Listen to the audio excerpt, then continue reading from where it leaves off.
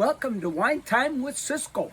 I am going to show you my favorite plant.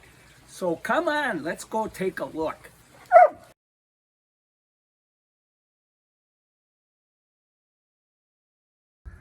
Everybody who walks by my garden wants to know what this rose is.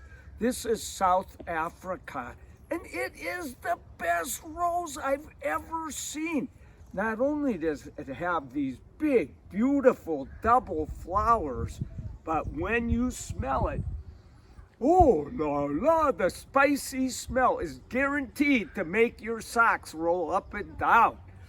It's totally disease resistant, blooms like a wild banshee.